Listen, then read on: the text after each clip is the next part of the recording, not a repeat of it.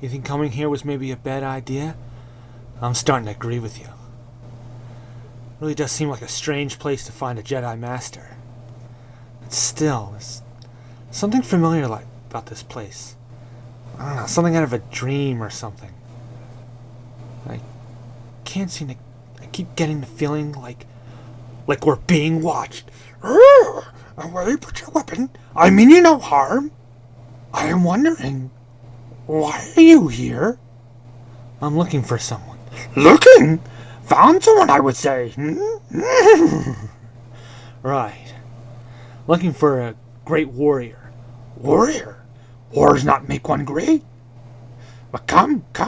Help you find your friend. Come. Hey guys, Archer Remark here. Hope you enjoyed that little attempt at recreating a scene from The Empire Strikes Back. I decided I'm going to go way back into the vault and give you guys a look at some older vintage pieces. A little more close-up. A while back I did a video showing all of my vintage play sets and box play sets and loose vehicles and whatnot. So I thought I'd take a few and do a little more in-depth look at them. So this is something. This is of course the Dagobah playset, and it's something that's pretty much rare in action figure collecting now is playsets. They just don't do playsets anymore, and this was a really great one. Lots of little play features, and of course featured in The Empire Strikes Back and showing off Yoda and Luke doing his Jedi training, all that. There were some just cool ideas. Some worked and some don't work quite as well. I'll just move these guys off to the side. Take Luke and we'll take R2 away for a moment. And I'll just give you a look over here. And they did a great job, I think. You basically have this beige base with all kinds of things carved in, like trees and branches and snakes and things like that. And then the larger piece here is this big. This is basically Yoda's home. Looks like one big tree stump, and it's just brown plastic. But you could really see all the carvings in there. They did a good job of sculpting this, I think. It'd be cool. It'd be so great to see a modern version of this. Even more detail, a little more paintwork. It's pretty basic, but still, it was great for the time. And definitely worked. It worked well with the figures at the time, and all kinds of features. I'm going to take you, just kind of give you, I'll start with one side at a time and show you the features. Now you have this piece here, which this moved up and down, and you could turn it, and that activated actually a feature that's on the other side, where the idea was you could put Luke in and make him do the flips and things like that. So the idea was to make it look like he was jumping and and doing the little flips and turns that he was doing on the swamps of Dagobah. I'll show you the other side of that in a moment. Then you had this here, which is something that's very, very rare and hard to keep decent, is the swamp area. This was meant to duplicate the swamp that we see R2 gets stuck in at one point. Basically, it's just brown foam, and this is kind of old. Obviously, some of the pieces have gone missing. Well, not missing, they're just deteriorated. They've broken down over the years. I have this baggie here with some of the pieces I managed to. It was just falling out. So I want to keep as much of this as I can, because this is just is actual foam. What many times you'll see with these play sets, with these Dagobah play sets, is people will put reproduction foam in there, and just to make it look better, instead of just like a full blank spot, it's just basically like a hole in the plastic base there. So just to make it look a little better, they would put some foam, put it in there. And but this is, when I bought this, that was one of the things that was cool about it, is that this is still the original foam from, over 35 years ago, 30 plus years. So it's just time has just deteriorated that. It's unfortunate. I don't know if there's really anything you could do about that. So that was a cool feature. And then, of course, Luke was doing his Jedi training and moving things with the Force. And you see these cylinders. Now I'll show you this one here. You got two of these cylinders. See in the little hole.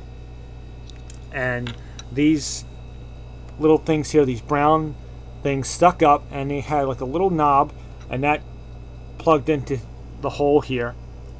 And then you had this thing here that looks like a rock, and if you push down on it, it raises the items up. So the idea was to make it look like Luke was levitating these items with the Force. This piece here, this round cylinder, that becomes known as the R2 cylinder. And this is another piece that's very usually missing. The idea was, he levitates R2-D2 at one point.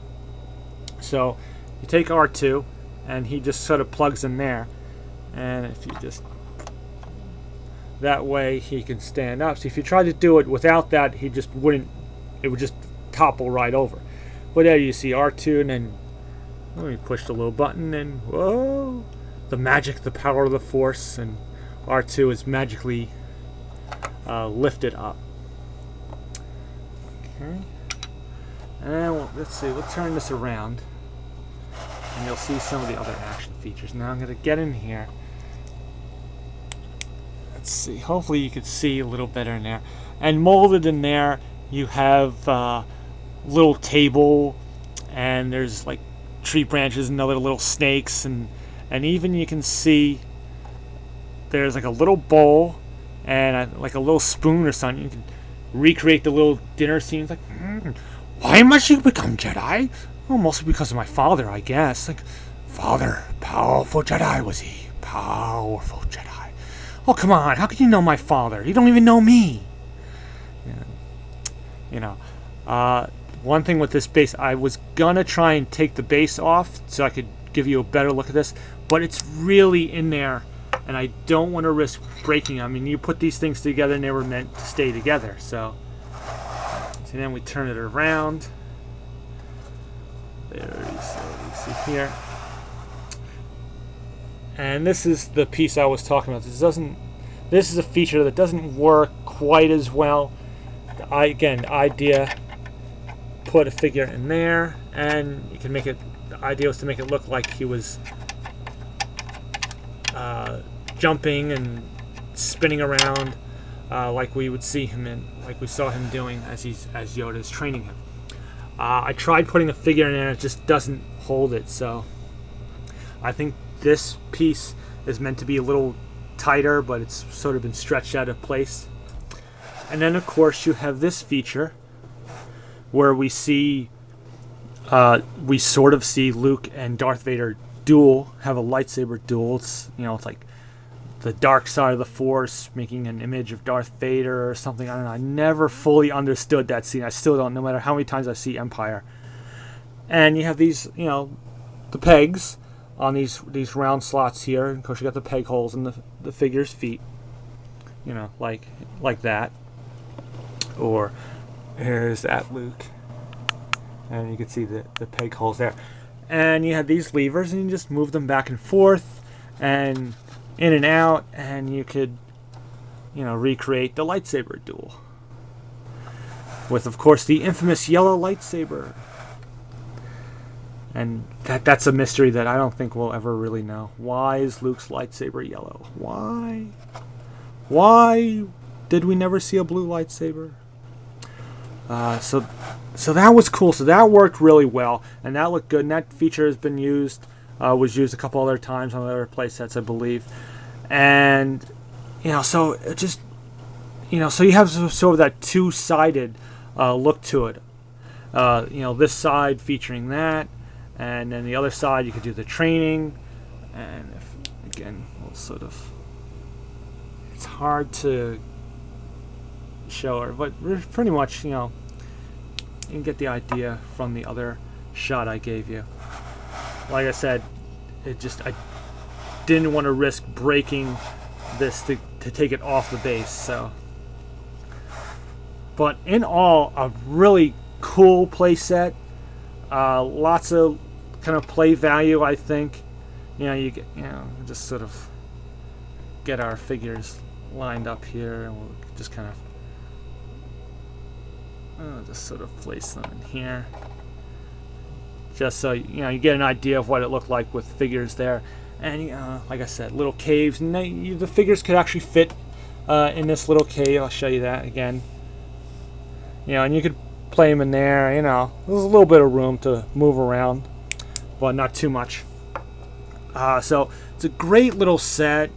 Again, a couple things to look out for is again the foam, which is usually, if it's all there, it may be repro.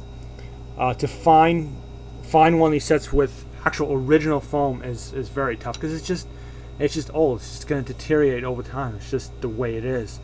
And again, the R2 cylinder, which is usually missing. These aren't too bad. You usually can find these, but finding one with the R2 cylinder is a little tough. But that, this is really cool. It's, like I said, it's, for the most part, is complete. It's about as complete as you could possibly get one of these. It would be nice to find a box one day, but that'll come in time. So there it is. Hope you enjoyed this look at this vintage Kenner item. One of the many playsets that they made over the years of the 3 original movies. And it's a really cool set. It's really nice to find one complete. It's really cool. I was fortunate to get one some years ago, but it looks really nice. And just Hasbro, if you're listening, we want playsets. Give us some updated versions of some of these playsets. That'd be great. Cantina, Death Star playset, maybe. I'm sure it'll never happen. Anyway, hope you enjoyed this video. And until my next video, as usual, comment, rate, subscribe. And until my next video, do or do not. There is no try. And may the Force